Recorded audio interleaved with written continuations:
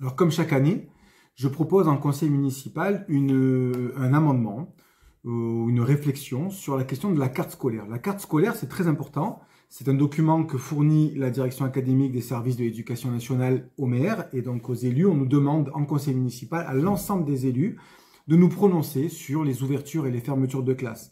Ce que j'essaie d'expliquer depuis des années, je suis patient, ça va finir par porter ses fruits, c'est que la carte scolaire, c'est pas uniquement les ouvertures et fermetures de classe comme on le fait chaque fois. C'est aussi, bien entendu, des tas de choses qui font fonctionner le service public d'éducation, hein, des psychologues scolaires, des enseignants spécialisés, des remplaçants, etc., etc.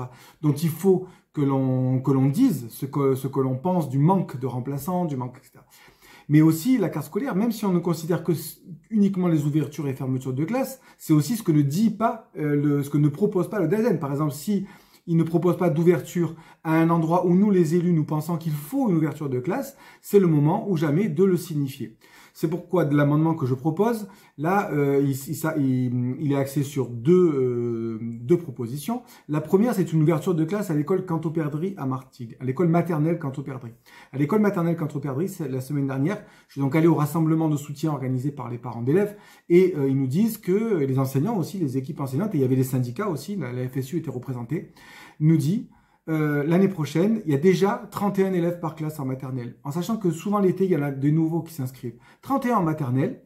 Je sais pas, je vais pas faire une longue vidéo là pour que vous compreniez que 31 enfants qui ont 4 ans, ben, c'est très difficilement gérable. Voilà, c'est des enfants qui sont pas autonomes, qui ont besoin d'une attention particulière. Si on veut prendre soin de ces enfants, de leur sécurité affective, de leur sécurité morale, si on veut leur faire des apprentissages dans un contexte qui est correct, on met pas 31 gosses de 4 ans dans une salle de 25 mètres carrés ou 40 mètres carrés, je sais rien. Donc, il faut absolument qu'on demande une ouverture de classe à l'école Canto. Deuxième chose qu'il faut absolument qu'on demande, c'est l'ouverture d'un dispositif Ulysse, ICRAC, les Ulysse, Clarac, partout en France. Hein.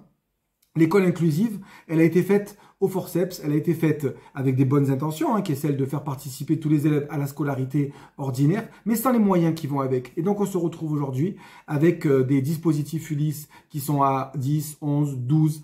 Au collège, ça dépasse les 12 ou 13 élèves alors que c'est limité à 10. Ok. Des dispositifs Ulysse pour élèves spécifiquement autistes qui sont soi-disant censés être limités explosent aussi.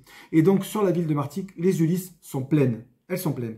Donc, si vous avez aujourd'hui un enfant qui a une notification ce mois d'avril pour aller l'année prochaine en Ulysse à Martigues, ça ne sera pas possible parce qu'elles sont pleines. Donc, il faut absolument qu'on demande l'ouverture parce que ce qu'on est en train de proposer aux enfants, c'est on leur dit, eh ben, dans ce cas-là, aux parents, pardon, aux familles, ben, mettez votre enfant dans une autre ville. Ça, ce n'est pas tolérable, ce n'est pas acceptable. Il faut qu'on le dise. Je sais que le maire a écrit un courrier au DAZEN et tout. Il n'y a pas de souci avec ça. Moi, ce que je demande, c'est que ce soit exposé en conseil municipal et que chaque élu prenne ses responsabilités, que cette décision engage l'ensemble du conseil municipal.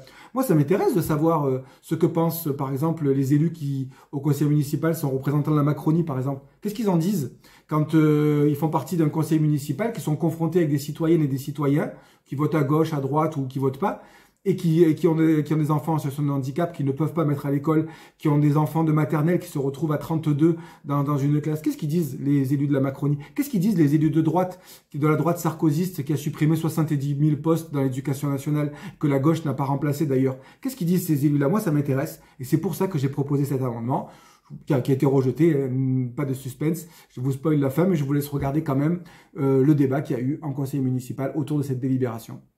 Il y a un amendement, je vous en prie. Oui, j'ai encore un amendement, oui.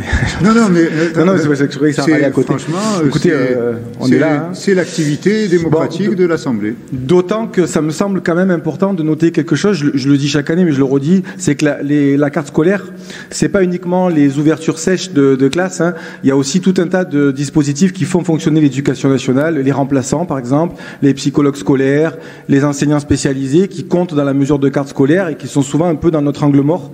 Et là, en l'occurrence, ce qui est dans notre angle mort, c'est que vous avez remarqué qu'il n'y aura pas d'ouverture de classe Ulysse, de dispositifs Ulysse, donc des dispositifs accueillant des élèves en situation de handicap à Martigues, alors même que celles qui sont actuellement sont surchargées.